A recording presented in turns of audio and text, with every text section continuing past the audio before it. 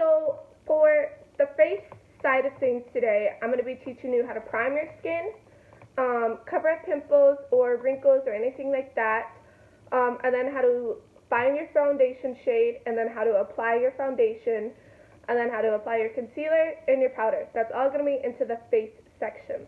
So for the first thing for face, I've already washed and moisturized my skin. So I'm going to go in with primer first. So for my primer today, I'm going to go in with the Jane Iredale Smooth Affair primer. It's for oily skin. I really like this primer because Becca recommended it to me. She gave it to me one day, and I really like it because it kind of controls my oils, but it doesn't make my face look super dry, and I don't ever see by the end of the day oils popping up. So I really like this primer. But this is for, once again, oily skin. I have more oily to combo skin. And then if I were to go in and cover my pores, or you think you have large pores on your face, I highly recommend the Benefit Porefessional. This primer is really good for filling in your pores, and I don't think it really clogs my pores too much. There's some people that it does, some people it doesn't. Mine doesn't ever, and I have super sensitive skin. So yeah. So if you were on the dry side and you needed something that was going to moisturize your skin and make your skin look healthy and supple, I would recommend the Becca Backlight Priming Filter. I really love this primer. I use this all the time when I was dry. I really, really love this primer. I think it's a really good purchase. And yeah, so those were the three options for your skin. Those are just my recommendations. Obviously, you can find a primer that works for you, and some people don't use primers because they don't think it really works. But yeah, so you have your Jane Iredale for oily, and then Porefessional for to cover in your pores. And you can use the Porefessional even if you're dry, you just have large pores. You can do that too, and then this for your dry skin. So now we're going to go in and try and find our shade in foundation. So obviously, if you're just at Walmart, it's a little bit harder to find your shade, but it's still manageable. So what I always do is I find four shades of foundation that I'll think will match the closest to my skin. So imagine these are all the same brand or whatever. I would go in and pick four shades. And the next what I would do is I'll take the first one and I'll get a little dab of it on my finger. Not too much because you're just going to swipe it right here on your cheek and kind of down your neck to see whatever one blends the most in with your skin. So as you can see, that one's a little bit too pale for me. So I'm going to go ahead and take that one off with the makeup wipe. Now I'm going to go in with my next shade.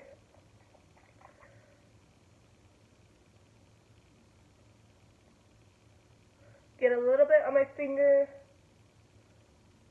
Swipe it on my skin. And every foundation has different tones. So you really just have to find whatever tone works for you. Obviously this one I don't think really works for me, if you can see that. It's a little bit more peachy and pink. I don't really have that undertone. I have more of a yellow undertone despite the redness on my cheeks. Now we're going to go in with my second medium shade. This one's a stick, so I'm just going to rub it right on there. Now, this one looks a little bit dark, but if you can see down here, it blends in with my neck, which is what I'm aiming towards because your neck is going to be darker than your face. So I prefer to blend my foundations in with my neck instead of my face. So I really like that shade. So that is a possible one. Now we're going to go on the next one, see if that one's better. Just going to, once again, grab a dab of that. Now this one's already looking a little bit dark. Yeah, so this would be more of a summer shade for me. As you can see, that is way too dark. Okay, so I think the stick one was our perfect match. So that's just how you find your shade. So if you're at a store like Ulta or Sephora or any other makeup store in general, I would definitely recommend going up and just asking for help with your shade. I know it's kind of hard and you might be a little bit shy, but I definitely recommend it because they will help you out in whatever way they can. So now that we found our shade, I'm going to show you guys how to cover our pimples. So first off, I'm going to show you guys how to go in with a tinted concealer or concealer to cover your pimples in the first place. So I don't have a tinted concealer with me today, but I am just going to use one of my concealers to show you guys. So obviously green, light mint green colors cancel out redness. So obviously you can see like a few pimples I have right here, some red spots I have. I would go in with my green concealer and place it right over top there, and it's going to cancel out that red. You might have to layer it a little bit if it's more of a sheer color, so just layer it a little bit, and once you put your concealer and your foundation on, it'll cancel it out really good. Obviously, if you have really dark circles under here, or you have like darkness in your chin area, which a lot of women do, I would recommend going in with, this sounds dumb, but a red lipstick, and just do a little bit amount and blend it out, and that red's going to cancel out the dark blue and purple tones. For me, mine are more red purplish tones, so I'm not going to cancel them out with a color corrector. But yeah, it sounds dumb, I promise you, but it actually works, and it works really well. If you don't have like a light pink red tinted concealer, definitely go in with like a creamy red lipstick, and that'll work great. So what I'm going to do today to cover my pimples is I'm going to take a foundation or a concealer shade in the shade of my foundation, and this is what I'm going to use to cover my pimples. So first up, you do not want to take your applicator from the concealer directly on to the pimple or the acne spot, because that is going to place all the bacteria back onto the wand, and then you're just kind of making it worse for everything. So I'm just getting a little flat brush like that. It's super flat and skinny, and I'm just putting some of the concealer on there, and then I'm just going to go over my pimples, and I'm not going to blend it out any, because I want that to sit and fully cover those red spots. And the longer I let it sit, the more full coverage it's going to be, and the less you're going to be able to see the pimples. So now that those are sitting and drying, I'll come right back when they're all dry. Okay, it's almost done drying. This one spot right here has a little bit to go with, but I'm just going to quickly talk to you about if you use a sponge applicator, a beauty blender, a beauty sponge, whatever you call it. The biggest trick I can tell you guys to do with your beauty blenders or sponges is to go and rinse it under the sink a little bit till it's damp, and when you squeeze there should be no water coming out, and it's going to get larger in size, one, and it's going to make the foundation on your skin, it's going to make the application 10 times better. I don't know what it does specifically, but it just makes everything 10 times better, and I so recommend doing this. I love it so much, and I've seen people that do it with a dry sponge, and it makes me cringe every time, but just wet it and damp it down, and it'll make a huge difference. And I like using my beauty sponge because it really pushes the product into my skin, whereas a brush, I feel like it just kind of stirs it around on my skin. Both work. I've seen people do foundation with their brush, and it works amazing. Personally, for myself, I just like the sponge. So now that they're all pretty much dry, I'm going to go in with my foundation shade that we picked out earlier, and I'm just going to, now this is my own, and this is something I use on my own, so I'm just going to go ahead and apply this to my skin so I don't have to worry about sharing bacteria with others. So yeah, I'm just going to do a couple swipes. Now this is a very full coverage foundation, and basically what that means is the more full coverage you have, the less you're going to be able to see your skin. So if I wanted to show some of my freckles or some spots, or I didn't want it to be so heavy, I would go in with like a light to medium foundation. And it'll typically always say on the actual foundation bottle what you have. And if you have just a light one that you want to have more full coverage with, you can build it up until it gets a nice full coverage look. But I like a more full coverage foundation because I like to get straight to the point. That's just my self-preference. But there is days where I do like to have a little bit less coverage, and on those days I would use the Maybelline BB Cream foundation. I really enjoy that foundation. It is very good for the price of that.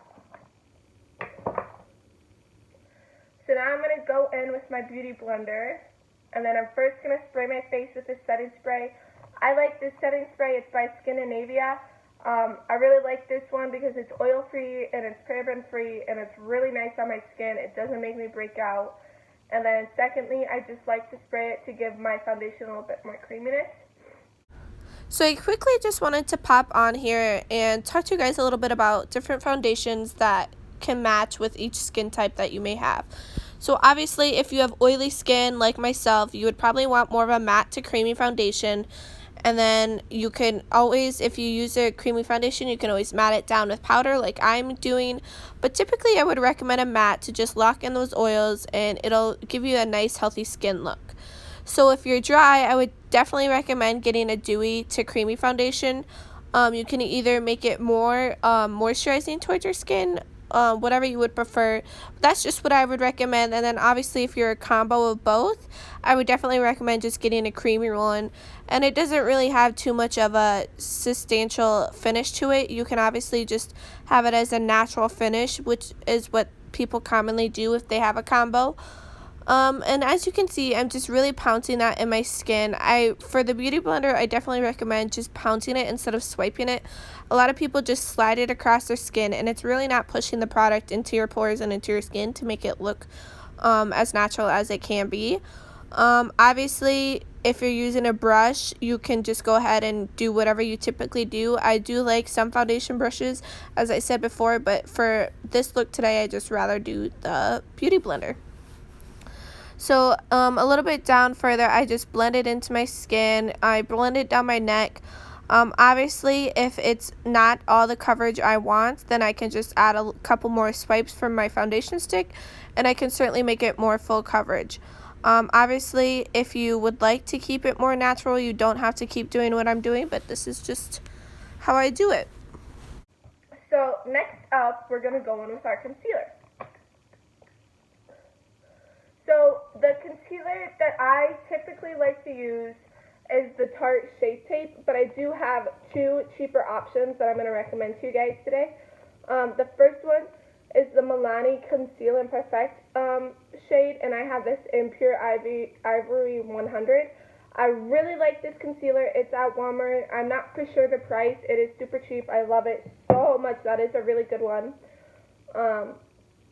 I also have the Morphe concealer in the shade C1.25. If you're anything like shade related close to me, these are what I use. This one is more a brightening concealer. This one is just like 2 shades brighter than my skin tone, and then this one I'd probably say is 3 shades lighter. I like to use those because it adds a lot of highlight to my face, and it accentuates my features because I do have kind of a rounder face, so by applying them up and brighter, it makes my face look a little bit more chiseled, which is what we're all going for. Another super cheap option I have is the e.l.f. 16-Hour Camo Concealer. Love this one. I believe it's only like $4 or something. I use the shade Light Sand. I'm almost out of that one, so I'm not going to use that one today, but I really love that one. For the tight one, this one is more for around my face if I have to do a double layer concealer over any pimple spots that I may have. I use this one in the shade 16N Fairlight Neutral. Love this one. It's at Ulta. I don't know if it's at Sephora yet. It is a more expensive concealer. I believe it's like $26. But if you're looking to invest in a really good concealer, I would highly recommend this one. So I am actually just going to go back in, and I'm going to flip my brush around so I'm not using the same side and spread on bacteria. And I am going to go back in over some spots that maybe weren't dried down completely. And then for my under eyes, I like to go brighter, so I'm going to use the Milani one today. And so I have a specific way I like to apply my concealer on my face. It obviously depends on everyone's face shape that they will apply concealer. But I like to go under my eyes right here because I have dark circles. And I like to bring it down. And then I like to bring it up. It just gives that kind of, snatched, I guess you could say, look. That is a very weird word, but that's what we use in the makeup industry nowadays. So, yeah, I just bring it down, and then I bring it up. And this one I don't worry about going in with applicator because obviously there isn't very much bacteria or any at all right here under my eyes. Then I do go on top of my eyes just because I don't like my eyes looking dark on top there. And as you can see, it looks pretty bright, but once I blend it out, it'll all look pretty even. So next I'm going to go right here because I'm going to contour my nose. Right there. Because I do get a lot of darkness right in the slant right here in my nose. I do like to apply it on my chin. And then this is my favorite trick of all time. I just started doing this probably a couple months ago. Is I like to apply it right underneath where I would contour or my cheekbone. And it just really makes my face look contoured. Once I go on with my powder and my bronzer and all that stuff, by the end of it, it just makes it all look so nice together. I love doing this trick. So yeah, and this concealer does dry pretty fast, so I'm not going to wait like I did with my Tarte Shape Tape. I'm just going to go right in. I typically do my eyes last just because I like those to, I like to spend a little bit more time blending out on those. So if I do those first, I wouldn't have as much time to blend out on the other ones. Go on my nose right here. Sorry for the lighting change there. Okay. And as you can see, that already made my nose look a little bit slimmer. And then it just adds highlight there. Perfect. Now we're going to go in with our under eyes. Before I do that, I'm actually going to go in with my powder. I like to use powder because it makes my makeup stay on longer, and where I am oily, it controls the oils. I use the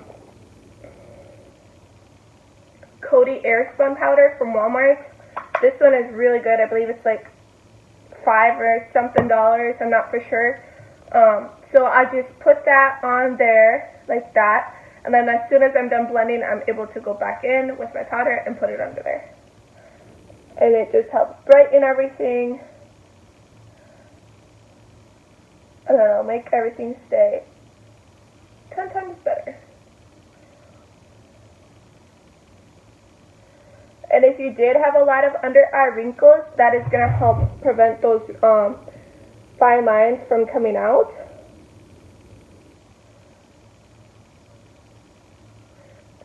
Switch it around.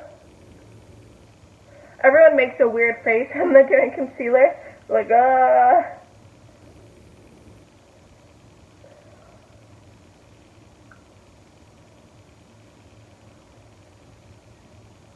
but as you can see, it's not nearly as bright as this one. But it does add that brightening effect, and it just kind of gives me a little bit of a facelift. Not sure that I need one at the age of 18, but it does. So now I'm going to go in with my powder, and I'm just going to dab it on there like that, and then I'm going to go right in and kind of smooth that out, because I did grab a little bit much. Smooth that out like that. And typically with my powder, I go a translucent shade or just a very light nude shade. Translucent shades typically have flashback with them, so be very cautious of your flashback in your pictures if you take a lot of pictures. So what flashback is in your pictures when you use flash, for your picture. When you take the actual picture, you're going to have a white film over your face wherever you use that powder, and it's going to make it look very weird and just very not cute. So now I'm just going to go in these little crooks right here in my nose because that's where I get super oily. So yeah, so if you're using powder, just go anywhere you get super oily at. And if you don't have any spots you get oily, you can just do a light dusting of this across your face. Some people don't even use powder. I recommend using powder just because it makes the makeup stay a lot longer, and I find at the end of the day it looks a lot better with powder on.